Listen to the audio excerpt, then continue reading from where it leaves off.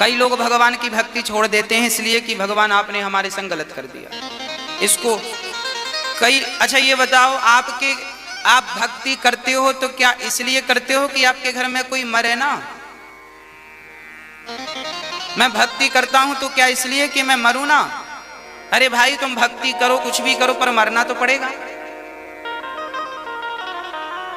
इस सत्यता से भागो मत, इस सत्यता को स्वीकार करो। और कोई मर गया तो चलिए दुख की बात तो है, पर उस दुख में कब तक डूबे रहोगे? क्या मिलना है उस दुख में डूबने से? प्रकृति की सच्चाई को क्यों नकार रहे हो? क्यों नहीं स्वीकार कर लेते? अरे भाई आप भी मरोगे, मैं भी मरूंगा। आप अब कोई मर गया तो हम लोग रोते हैं फलाना मर गया। अरे उसकी मृत्यु पर रोते क्यों हो? तुम भी मर रहे हो, अपनी तैयारी कर लो कुछ, तुम भी तो मरोगे। चित्रकेतु का बेटा मर गया, रोने लगे मेरा बेटा मर गया। नारद जी ने समझाया मत रो, तुम ज्ञानी हो फिर भी रो रहे हो ना महाराज, हमारा तो बेटा मर गया। भगवान की इतनी भक्ति करी फिर भी मर गया। अरे भाई भगवान की भक्ति की तो क्या बेटा नहीं मरेगा? क्या हम नहीं मरेंगे? क्या तुम नहीं मरोगे? नरसिंह मेहता का भी बेटा मर गया था। नरसिंह मेहता ऐसे भगत थे, भगवान को सामने खड़ा कर लिया था। उनका भी तो बेटा मर गया था 25 साल की उम्र में। उन्होंने तो ये नहीं कहा कि मैं तेरी भक्ति करता हूं तूने बेटे को। अरे भाई देखो, बेटा मेरा हो या तुम्हारा हो, जिसकी उम्र जितनी परमात्मा ने फिक्स की है वो उतना रहेगा। परेशान ना हुआ करो। जिसके जीवन में जितना सुख मिला है लिखा है, जिसके जीवन में जितना सुख है मिलके रहेगा, और जितना दुख है सो मिलके रहेगा। तुम ना सुख देने वाले कोई हो ना तुम दुख देने वाले कोई हो। अपने अपने कर्मों का फल इंसान भोगता है। कोऊ ना काहू को सुख दुख कर दाता, निज कृत कर्म भोग सब भ्राता। लिखा तो है सब शास्त्रों में, कोई माने ना तो क्या करे। आज श्री नारद जी ने समझाया मत रो मत रो मत रो। नहीं बेटा चला गया, रोएंगे, लगा रोने। तब नारद जी ने मरे हुए बेटे को जिंदा कर दिया। ले तेरे को बेटा चाहिए था, ये ले। अब बेटा जिंदा हुआ तो चित्रकेतु दौड़ पड़े, आ तुझे गले से लगा लूं। गले लगाने दौड़ा तो बेटे ने कह दिया खबरदार गले वाले मत लगाना, पहले ये बताओ तुम कौन हो? चित्रकेतु बोला मुझे नहीं जानता, मैं तेरा पिता हूं, तेरे लिए रो रहा था। ये नारद जी ने जिंदा किया है। तब उस बच्चे ने कहा पिताजी किस जन्म के बाप हो ये भी तो बता दो, मेरा तो करोड़ों बार जन्म हो चुका है। हाँ मेरा तो एक बार नहीं दो बार नहीं करोड़ों बार जन्म हो चुका है। किस जन्म के माई बाप हो, किस जन्म के रिश्तेदार हो ये भी तो बता दो।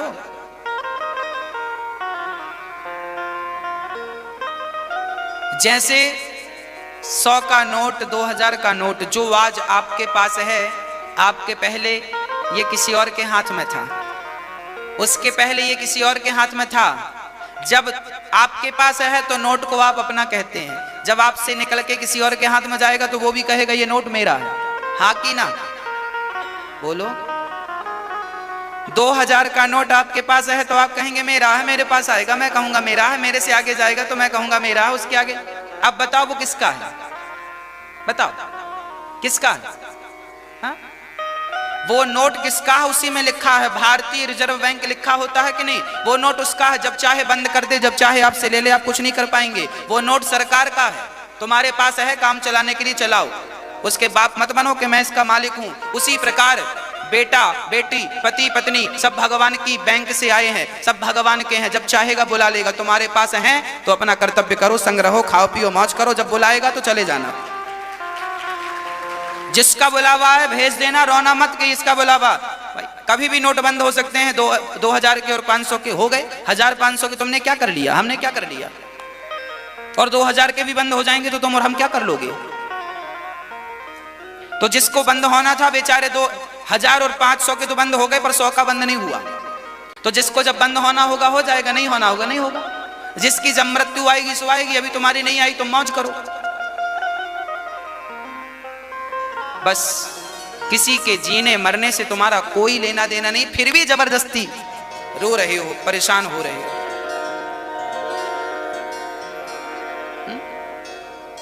आप लोग इतना सुनते हैं कथाएं, पर घर जाते जाते सब बह जाती है। कोई किसी पड़ोसी के भी मरने में लोग रोने लगते हैं। हमारे यहाँ तो एक मैया थी, उसके आंसू नहीं आते थे तो बेचारी झंडू बाम लेके जाती थी।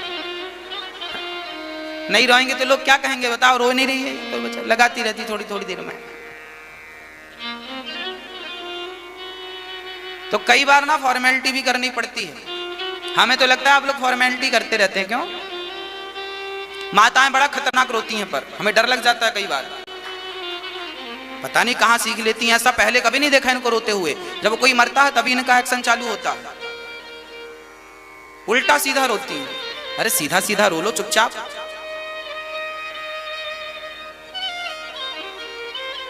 कहीं क्या क्या कह के आदमी को हंसी आ जाए, ऐसा ऐसा माताएं रोती हैं। कई बार लगता ही नहीं कि मरे में आए, लगता कॉमेडी देखने आए कॉमेडी शो चल रहा है। तो ऐसे रोया करो कि रोने टाइप का लगे, और ज्यादा भी मत रोया करो, 2-4 बहा लिए बस, बाकी भगवान के लिए बचा के रखो। भगवान के लिए एक नहीं हो, जमाने के लिए लाख आंसू बहा दिए। बताओ, भगवान के लिए आंसू नहीं बहते। बिहारी जी का दर्शन करके आ जाते हैं, आंसू नहीं बहते। प्रेम के 2 आंसू वहां नहीं बहाए, और कोई मर बस जाए तो बस बाल्टियों से आंसू। अरे जमाने के लिए आंसू बहाए हो, उन आंसुओं की वैल्यू क्या है? कुछ नहीं वैल्यू है। भगवान के चरणों में 2 आंसू बहे होते तो वो बड़े महत्वपूर्ण थे, बड़ा महत्व रखते हैं वो आंसू जो भगवान के लिए बहते हैं। और वो आंसुओं की कोई कीमत नहीं है जो संसार के लिए बहते हैं। इसलिए अब निर्णय आपका है। मैंने तो भाई आपको दर्पण दिखा दिया। आप संसार के लिए भी रो सकते हैं, भगवान के लिए भी रो सकते हैं। कहां रोना है मर्जी आपकी है। किसी के मरने में मत रोया करो, ज्यादा चुप रहा करो, भगवान को याद किया करो।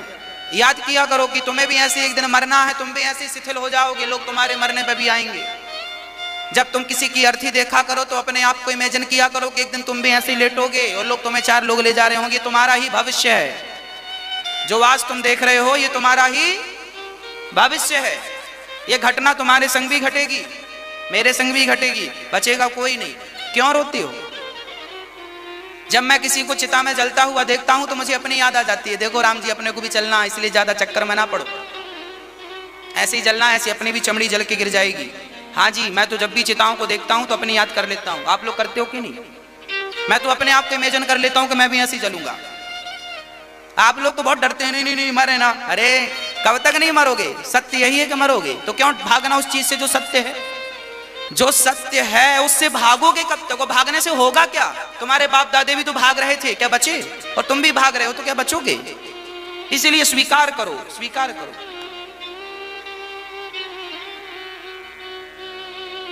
आप भी जब मरें तो घर वालों से बिल्कुल स्पष्ट कह दें कि हमारे मरने में ज्यादा रोना होना नहीं, क्योंकि तुम्हारा तो क्या है, तुम रो धो के 13 दिन बाद रसगुल्ले ढूंढते फिरोगे, भाई रसगुल्ले लाना, तेरे ही खाने जाओगे। दुनिया के लोग तो 13 दिन बाद रसगुल्ले खाते हैं, उनका कुछ नहीं बिगड़ना, पर तुम संसार को देखते देखते मरोगे, तुम्हारी दुर्गति हो जाएगी। इसलिए मरते समय भगवान का चिंतन करते करते मरिएगा। मरते समय इतना तो करना, स्वामी जब प्राण तन से निकले, गोविंद नाम लेकर मेरे प्राण तन से निकले।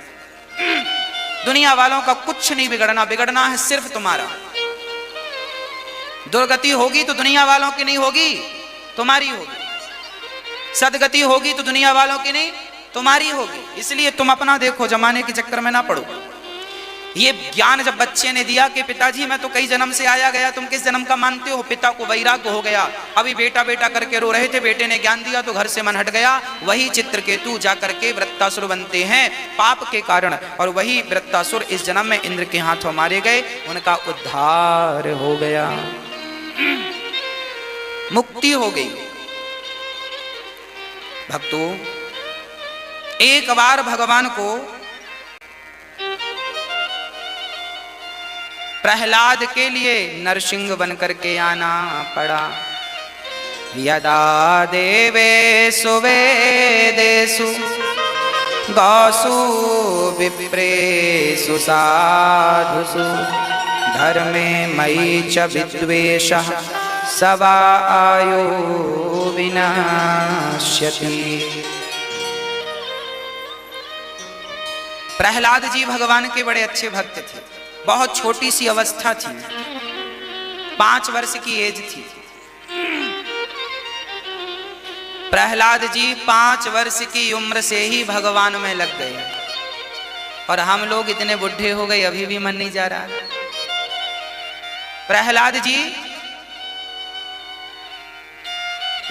जी बस एक ही नाम जपते हैं, बस श्रीमन नारायण नारायण नारायण नारायण नारायण। प्रहलाद जी नारायण नारायण जपते हैं। एक दिन हिरण्यकश्यप ने कहा, बेटा ये नाम किसका जप रहे हो? प्रहलाद जी ने कहा, पिताजी ये भगवान का नाम है, आप भी जपा करो। प्रहलाद हिरण्यकश्यप बोला, मैं खुद भगवान हूं, तो मेरा नाम जपो, ये किसका नाम जप रहे हो? प्रहलाद जी ने कहा, जपोगी तो कल्याण होगा। हिरण्यकश्यप ने कहा, तुम्हारी बुद्धि मारी गई है, तुम बेटे के लिए तो बाप ही भगवान होता है, तुम मेरा भजन करो। आप लोग कहते हैं ना, हमारे ससुर जी नास्तिक हैं, हमारे पति नास्तिक हैं, हमारा घर नास्तिक है, अब हम नास्तिकों के बीच में भक्ति कैसे करें? कई बार आपके इर्द गिर्द नास्तिक लोग मिल जाते हैं, कई बार आपको ऐसे लोग मिल जाते हैं जो ये कहते हैं कि भगवान तो है ही नहीं, कई बार आपके सामने भगवान को गाली देने वाले लोग भी मिल जाते हैं। बस आपके लिए ही ये घटना भागवत में लिखी गई है, ये कथा लिखी गई है। प्रहलाद का परिवार भी प्रतिकूल था, भक्ति से विमुख थे सारे लोग। हिरण्यकश्यप विमुख था, उनके मंत्री संतरी सब विमुख थे, उनके गुरु महाराज भी विमुख थे। कौन? शुक्राचार्य जी, संडामर्क जी, सब विमुख थे, पूरा परिकर विमुख था। भगवान एक प्रहलाद जी थे जो भगवान का भजन करते थे। अब बताओ कि जो सारे लोग भगवान को गाली दे रहे हो सुबह से शाम तक, उनके बीच में प्रहलाद ने भगवान का भजन कैसे किया हो? विषम परिस्थिति में भी कैसे भगवान को भजा जा सकता है, ये कोई प्रहलाद जी से सीखे। विषम परिस्थिति में छोटा सा बालक 5 साल की अवस्था है और प्रहलाद जी बस नारायण नारायण नारायण जपते हैं, कोई और नहीं, केवल नारायण नारायण नाम जपते हैं। भक्तों, प्रहलाद जी के पिता ने बहुत गुस्से में कहा कि आखिरी बार समझा रहा हूं, अब भगवान का नाम तूने लिया तो तुझे मार डालूंगा। प्रहलाद जी ने कहा, मार डालूंगा क्या? मार दो। देखो, कई लोग आपको कोई गले में तलवार रख के कहे कि भगवान का नाम मत लेना, मार दूंगा, तो कई लोग डर के मारे छोड़ देंगे, ठीक है ठीक है ठीक है, तुम क्या कह रहे हो? पर प्रहलाद जी के तो गले में तलवार लटक रही थी। उस विषम परिस्थिति में भी भगवान का भजन उन्होंने। इसका अर्थ यही है कि प्रहलाद को भगवान कब मिले? भगवान तब मिले, उसके पहले प्रहलाद को पीने को जहर मिला। हिरण्यकश्यप ने प्रहलाद को क्या पिलाया? जहर पिला के मारना चाहा, मर जा जहर पी के, पर प्रहलाद ने जहर तो पी लिया, पर भगवान बचाने वाले हैं तो जहर क्या मारेगा? प्रहलाद ने जहर पी लिया, बाल भी बांका नहीं हुआ। तब हिरण्यकश्यप ने अपनी बहन को बुलाया, होलिका आजा बहन, तुझे अग्नि ने वरदान दिया है, ब्रह्मा जी ने वरदान दिया, तू आग में कभी जलेगी ही नहीं। प्रहलाद को पकड़ के बैठ गई और होलिका ने आग लगा ली, इस विश्वास से कि भगवान तो मुझे जलाएंगे नहीं, क्योंकि होलिका को वरदान था। पर आज वो वरदान उल्टा पड़ गया, होलिका तो जल गई, आग ने उसे तो जला दिया और भक्त का बाल भी बांका नहीं हुआ। देख लो, ये प्रहलाद के विश्वास की ही ताकत तो थी मेरी मां। आग में भी ताकत नहीं है कि वो भगवान की आज्ञा का उल्लंघन कर सके। तुम भगवान की शरण में चले जाओ, आग पानी बन जाएगी, भगवान बनाएंगे, तुम नहीं बनाना, भगवान करेंगे तुम्हारे लिए सब। बस विश्वास तो रखो। प्रहलाद जी को भगवान अंत में मिले हैं, याद रखना मेरी मां। पहले प्रहलाद जी को भगवान तक पहुंचने के लिए जहर पीना पड़ा, आग में लेकर होलिका बैठी, आग में जलना पड़ा, भगवान ने बचाया। पहाड़ से फेंक दिया हिरण्यकश्यप ने, सर्पों के बीच में डाला, सांपों ने डसा, पर सांपों का एक जहर प्रहलाद पर नहीं चढ़ा, वो सांप भी मित्र बन गए। हाथी के पांव के नीचे दबाया प्रहलाद को हिरण्यकश्यप ने, लाख प्रयास किए थे प्रहलाद को मारने के। याद रखना मेरी मां, भगवान सहज में नहीं मिलते, भगवान तब मिलेंगे, भगवान के पहले तुम्हें जहर मिलेगा। तुमने जहर पीना सीख लिया, जहर का अर्थ है दुनिया की कड़वी बातें सुननी सीख ली, और कड़वी बातें सुनकर भी तुमने भगवान पर विश्वास रखा तो भगवान निश्चित मिलेंगे। और दुनिया की बातों में पढ़ करके तुमने भगवान को भुला दिया तो फिर ना घर के ना घाट के। किसी को सहज में भगवान मिले हो सो कहो। प्रहलाद को भी आग के अंगारों में चलना पड़ा, अंगारों में चलना पड़ा, जहर पीना पड़ा, हाथी के पांव के नीचे दबाया है, पर बचाने वाले भगवान जो ठहरे। प्रहलाद जी को हिरण्यकश्यप ने पढ़ने के लिए भेज दिया चंडामर्क के घर। प्रहलाद जी पढ़कर आए तो हिरण्यकश्यप ने पूछा, बेटा तुमने इतने दिन में क्या पढ़ा, हमें बताओ, क्या अच्छी बात सीखी। तब प्रहलाद जी ने कह दिया, पिताजी आप भी मेरी तरह भगवान का ध्यान किया करो। हिरण्यकश्यप को बहुत गुस्सा आया, तलवार निकाल ली, पर लोगों ने रोका, रुक गए। अच्छा, आप अपनी जगह आप प्रहलाद की जगह जरा अपने आप को रख के देखो कि आपके पिता आपको तलवार लेके खड़े होते कि तूने एक बार नाम लिया तो तेरी जिह्वा काट दूंगा। ऐसी स्थिति में भी प्रहलाद जी ने भगवान की भक्ति नहीं छोड़ी। ये कथाएं क्या सिखा रही हैं हमें, ये क्या प्रेरणा दे रही हैं हमें? ये कथाएं हमें यही सबक दे रही हैं कि किसी भी हाल में, चाहे तुम्हारी गर्दन कट जाए, उस हाल में भी भगवान को भुलाना नहीं चाहिए। भगवान के लिए मर जाना ही उस परमात्मा की प्राप्ति का साधन है।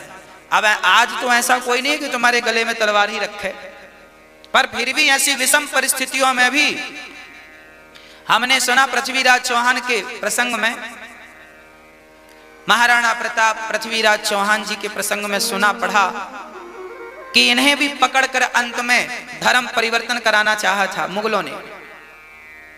हाँ, पृथ्वीराज चौहान की तो आंखें फोड़ दी थी। कहा था तुम धर्म परिवर्तन, हिंदू हो मुसलमान बन जाओ, हम तुम्हें छोड़ देंगे।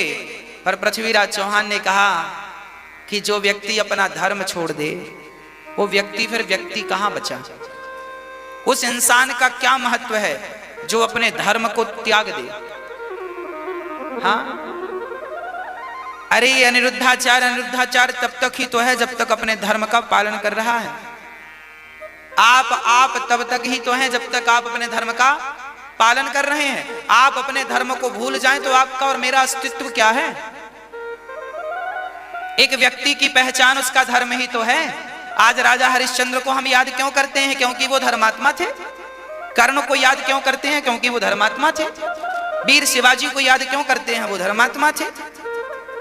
ये पृथ्वीराज चौहान जी की कथा में क्यों सुना रहा हूं? क्योंकि वो धर्मात्मा थे, मर गए, आंख फोड़ दी मुगलों ने, तो फोड़ दी, आंख फोड़वा ली। अब सोचो कि गरम सरिया तुम्हारी आंखों में कोई ठूंसे और कहे कि धर्म परिवर्तन कर लो, नहीं ठूंस दूंगा, तो आदमी तो डर के मारे कहे ठीक है भैया तू क्या कहता है मैं वो कर लेता हूं। पर धन्य है ये महापुरुष कह के गए हैं कि मर जाना ठीक है पर अपने धर्म का त्याग करना ठीक नहीं है।